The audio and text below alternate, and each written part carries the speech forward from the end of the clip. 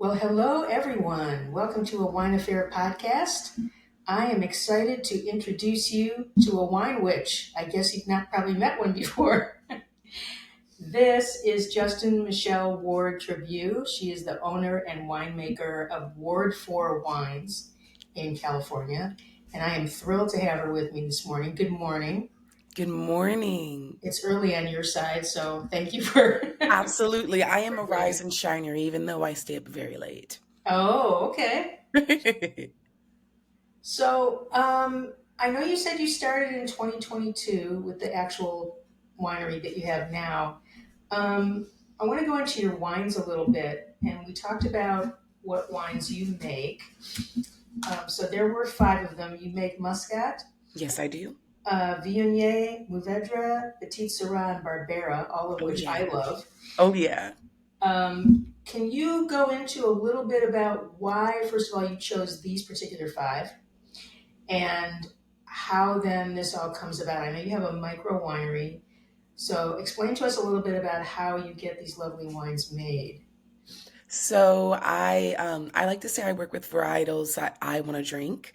I love Chardonnay, I love Pinot, but everybody makes it. So I wanted to work with varietals that people knew about, but don't always necessarily have a bottle at their house.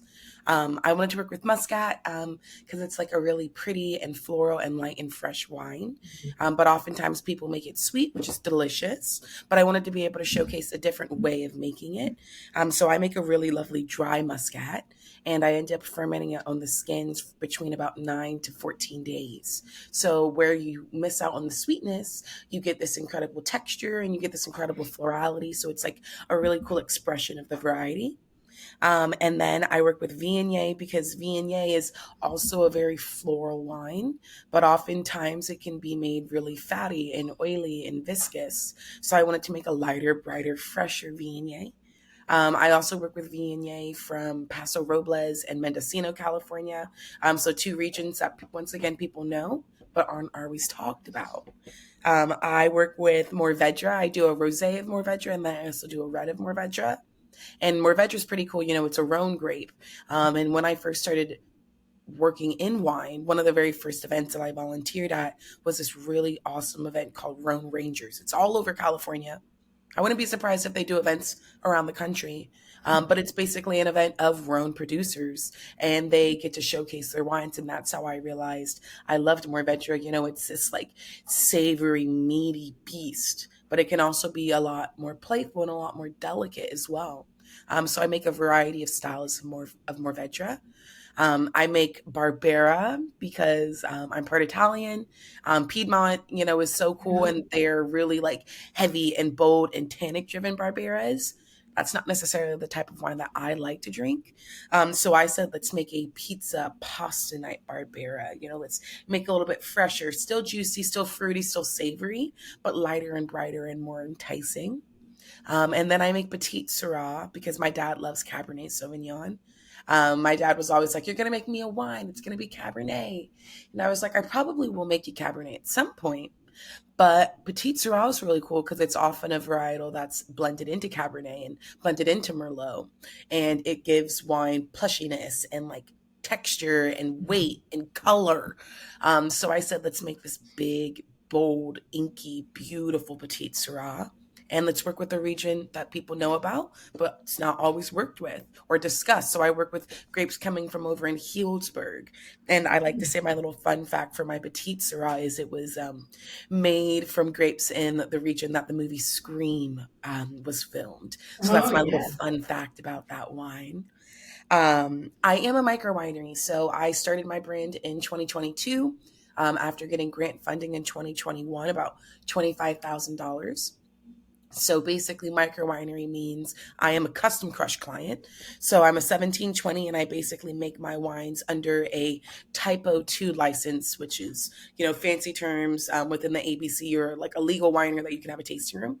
I don't. So I basically do my custom crush wines inside of the production facility.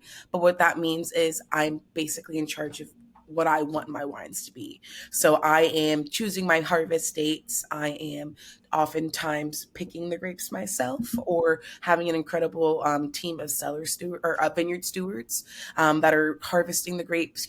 They are paid properly. They're not working under inclement weather. So I'm intentional about that. And then I put that fruit on a U-Haul and I haul that fruit back to the winery. Once it's at the winery, I do a really gentle, for my whites, I do a nice cold, cool, slow fermentation. And for my reds, I honestly do a cool, slow fermentation as well. I sort of giggle, I treat all my reds as if I'm making Pinot. When I first started in the industry, I worked with Pinot for about 5 years. So I do these really slow, fresh, fun fermentations. I do all punch downs because I'm small production, so I don't have like a large tank to really do pump over. It's also not my style. So I do punch downs every day for 2 weeks, sometimes 2.5 weeks, depending on how much extraction I'd like. Mm. And then everything gets pressed into flex cubes, so large plastic vessel. All the wines gets pressed in there, and then I basically rack my wines off of the gross lees over into barrel, and then everything is barrel aged. So I do a little bit of stainless steel. It's mostly kegs, but everything more or less is either new French oak or neutral barrels. Hmm. Wow, that's really cool. Thank And you. how much of a team do you have? That's a lot. It's me. It's me, and then my fiance Haven comes and helps me whenever he can. He is such a sweetie. We've been together Good since man. I was in Okay. college, and in 2022, right before our vintage, I actually had him come out with me to South Africa to work his first full time harvest. So he Um, moved out to South Africa with me. It was awesome. We lived over in the like Elgin area, so over towards like the Hemel Arda, Hermanus, but not quite beachside. We were in apple and vine country, which was really cool. And it was cool because he had helped me with vintages before, here and there, working for other producers, but it was his first time getting to see a harvest firsthand up front. So we took a lot of that knowledge and has utilized it, in production help with me. yeah. What a great experience for you guys to have together. Really, really great Wow. experience. So that's very cool. Now, I know you call yourself a wine witch. Give me a little background on how that came to be. I love that. Absolutely. I like to say there are quite a few witches in the wine world. And I feel really lucky that, we're all witchy and we're all spooky, but we all have our little bit of flavor on it. My really good friend Nancy, she's witchy, but she does like crystals and wine pairings. And she's very intentional about her fermentations and creating like manifestations. But for me, I say I'm less of like the crystal and like tarot wine witch, and I'm more of like the spooky, witchy, like scary. So I come out with a 31 days of horror movies every year.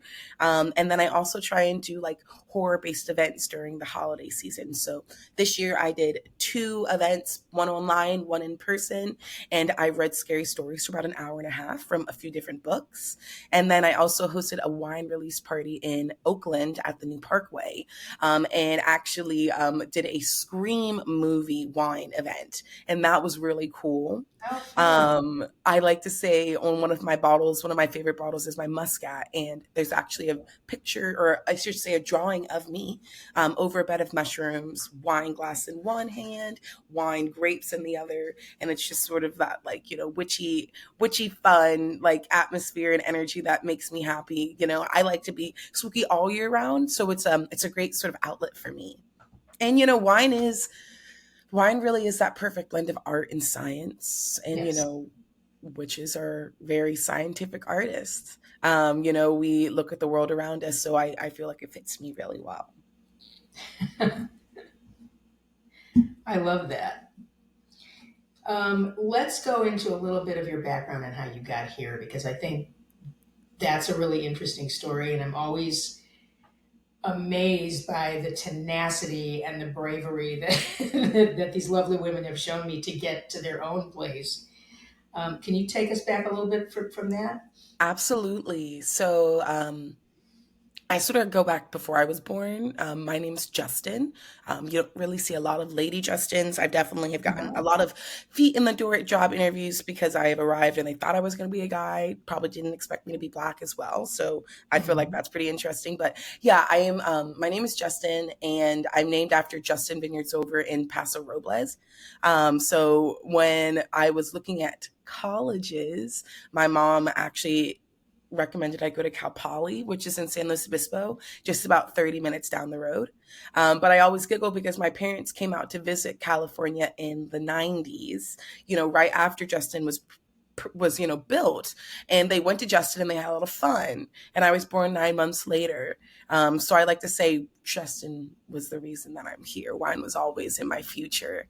And I feel really cool in that wine is scientific. Wine is very nature filled, but wine is also very like hospitality and community based. So I always grew up with wine on the table, and my parents were always having conversations about food and wine and just like the hospitality of it all. So from a young age I sort of saw that as an option. And then while I was in high school, my parents actually ended up having a sommelier come to our house. And it was a black guy, and it was really cool not only to see like, ooh, there's sommelier. What is that? And then he was like, wine can take you anywhere. Wine can take you abroad. Wine can take you around the country. Like, wine can be your education opportunity. And I was like, okay, very cool. And I ended up, after that, graduating high school, packing up my bags and driving cross country with my dad to San Luis Obispo. So I studied at San Luis Obispo Cal Poly in their 4-year program. I had to know what I was studying going into the college, so I knew wine. And then I basically had to choose between viticulture, which is the vineyards, enology, which is the production, and then wine business. I chose wine business. And then over the course of those 4 years, I sort of like transitioned from a just business background into a more all encompassing background. So my sophomore year, I went and worked in an organic apple orchard and pumpkin patch over in Davenport, just north of Santa Cruz. And that was my first time working in the fields and like learning about agriculture and about Mhm. sustainability. And I basically came back from that experience and was like, okay, this is pretty cool. Like, what can I do next? And I ended up going and doing a 3 month study abroad in Adelaide, Australia. And I lived in Adelaide, Australia during my junior year. And I was studying at the University of Adelaide, which is like awesome wine school. And I was going to the McLaren Vale. I was going to the Barossa Valley. I was going to the Adelaide Hills. And we were there during harvest. So I was seeing people from all over the world there for harvest. And I was like, oh, cool, I can do that.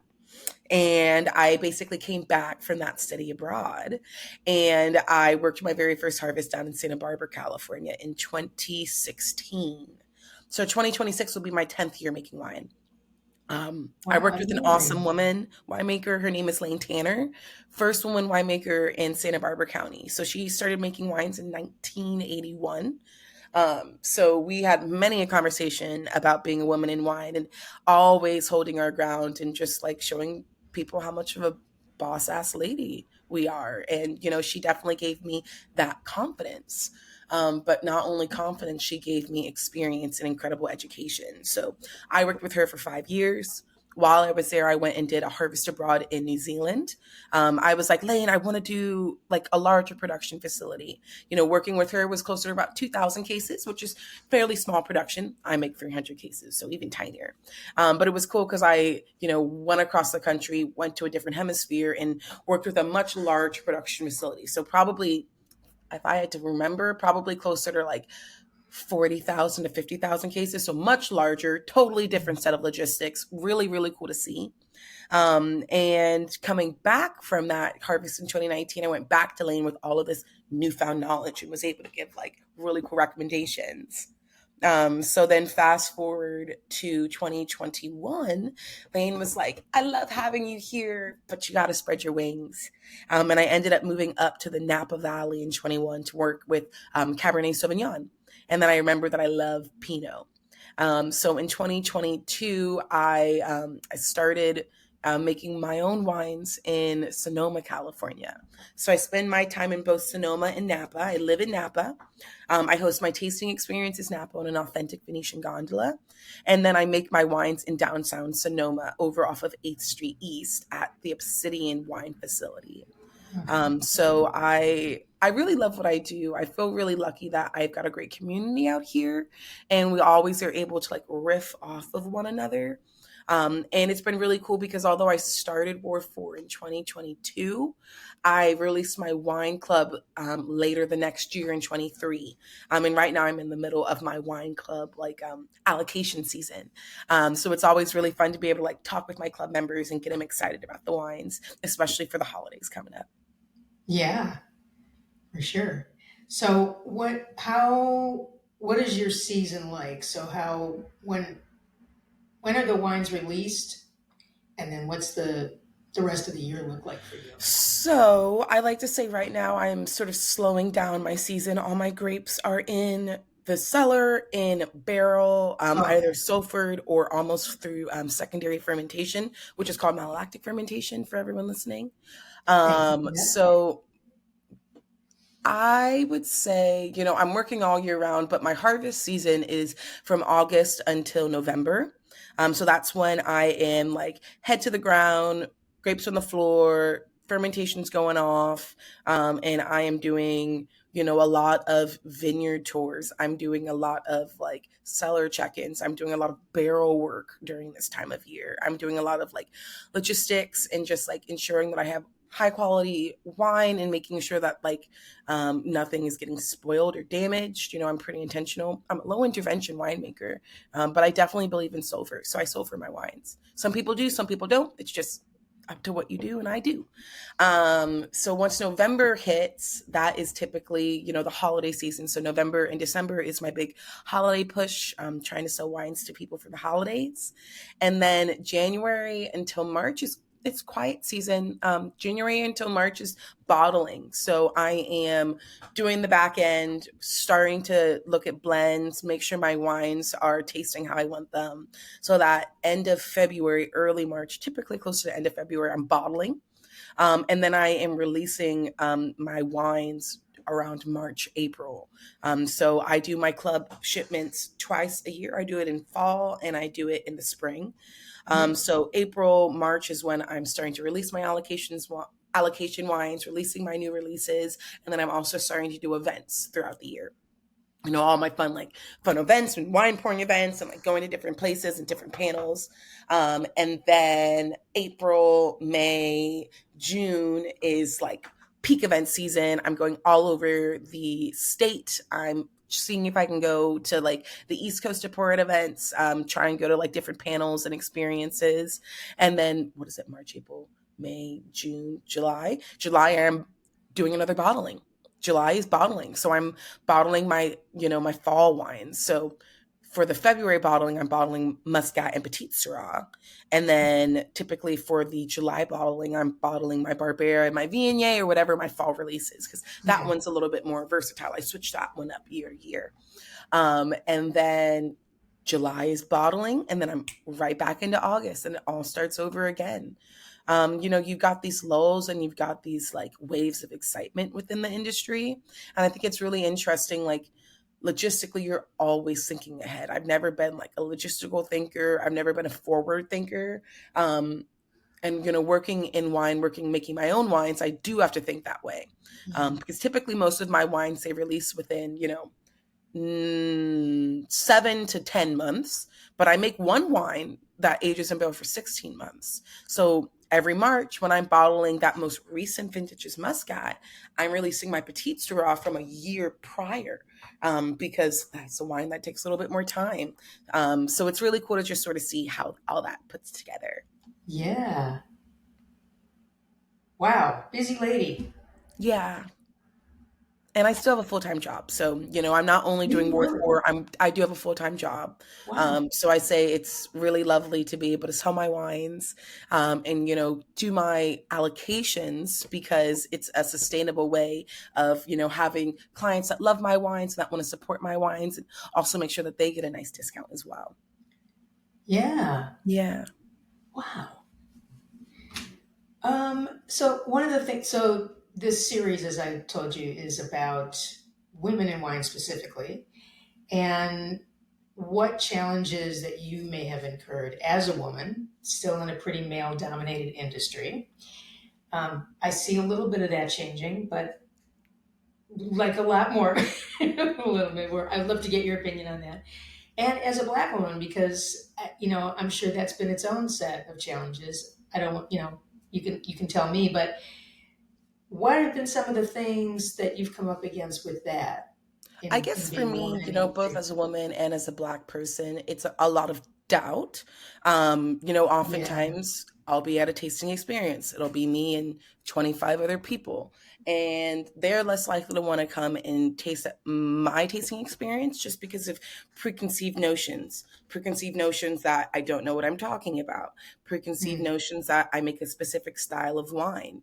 People look at me and they're like, oh, she must only have sweet wine. She must only have this style of wine, or they come to me and they expect a sweet wine, and I don't make the sweet wine. So it's like I want to be able to provide a wine that makes you happy, but I also want to make a wine that makes me happy.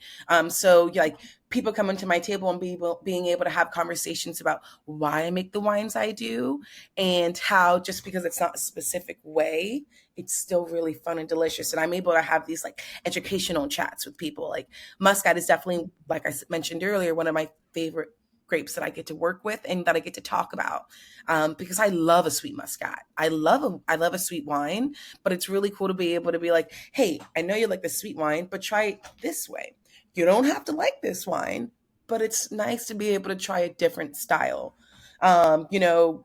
My name has gotten me, like I said, into a lot of places that I probably wouldn't have. And it's always really interesting because, like, once I'm in these places and these spaces, I take up space. I have conversations with people. I try to network. I try to make this community. I try and, like, showcase myself and, like, really put myself forward. Being a woman in wine is always interesting because, people expect you don't know how to work a forklift or how to use a pump or how to clean a tank, and yep. I do. I might not do it the same way do you do it, but I'm very efficient and I love what I do. I feel really lucky that just because I didn't start with the knowledge, the mentors and the jobs that I've worked at, they've always been very intentional about teaching me. So, as a woman in wine, mentorship has been really important. Lane, first mentor, I love her.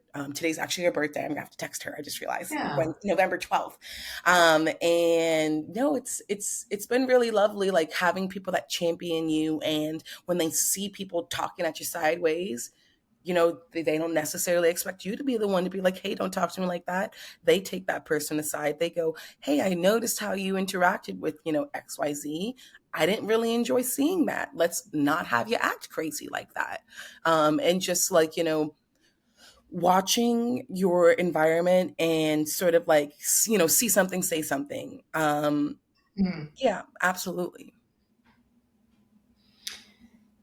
yeah.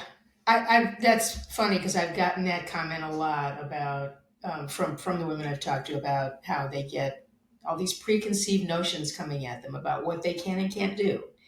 Um, Exactly. People are like, and they'll, "What? You make yeah, this wine? This is your winery?" this I'm is you. like, "It is." And even if it wasn't, don't you want to talk to me about it? Because it's really cool. Right, right. Well, thank you for breaking down some of the barrier with that, because the Definitely. preconceived thing is you're never going to have new experiences if you just walk into a room going, oh well, that's going to be Oh, sweet. I know that. Of Yeah, course. I know that already. Yeah, But I do feel really lucky because I am part of these organizations that are championing women and that are championing yes, BIPOC in the industry, like Dream Big Darling, Radical mhm, Exchange, Black Wine Professionals, Asian Wine Professionals, Roots Fund, Live Collective, like the list goes on. There's so many organizations that are like, hey, we see this happening and we want to show you that we got you and that yeah, you have your community and that we're here to talk, and you know everything that you're experiencing, we see it, you are validated, and let's see how we can work to make it better. And that's the Yeah. most important thing. Oh, the Vineyard as well. The Vineyard is incredible. They do this. It's put together by my friend Louie. Every year, annually, they host an event in San Francisco called Wine Fair, and it's a woman and wine event, and it's like I think they've had between like 40 to 80 woman producers there, like from year to year. Oh, And wow. Louis, they're so incredible. They're so intentional about choosing producers that like talk the talk and walk the walk and like are their boots on the ground. They also host a really cool label with Literis Campesina that I'm blanking on the name of right now. But money from those bottle purchases goes towards vineyard stewards and their education and like how they can learn and how they can build and how they can go from, a one specific job to like learning about multiple jobs within vineyards because vineyard management is huge. There's so much to be able to do in the vineyards. They also host really cool, specifically queer producers around the country. They've hosted events here, here I am in California, in San Francisco, but it's called Wine Flair. They're going to Austin, they're going to Florida, they're going to regions where queer people are here. We're here, we're everywhere. But the community, they might not always feel safe and comfortable going out. So Louis is going around and creating these wine tasting experiences for people to be able to go, hey, like nice to meet you. We're in community. We live in the same region. Like let's stay connected. Let's stay friends. Because like we're stronger when we're together. Oh, absolutely. That's great. Let's let people know where they can get your wines and how they can get them. Absolutely. Yes. So you can go on my website, www.wardforwines.com, wardforwines.com. Follow me on Instagram. I post a lot of really, really fun events on there. Join my mailing list. Um, Join my allocation, join my wine club. I call it the Spellcraft Society.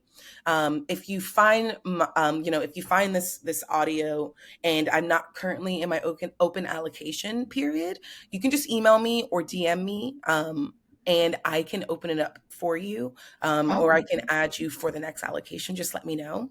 And then you can purchase my wines online at wardforwines.com or at events that I go to throughout the country. So I hope I see y'all there.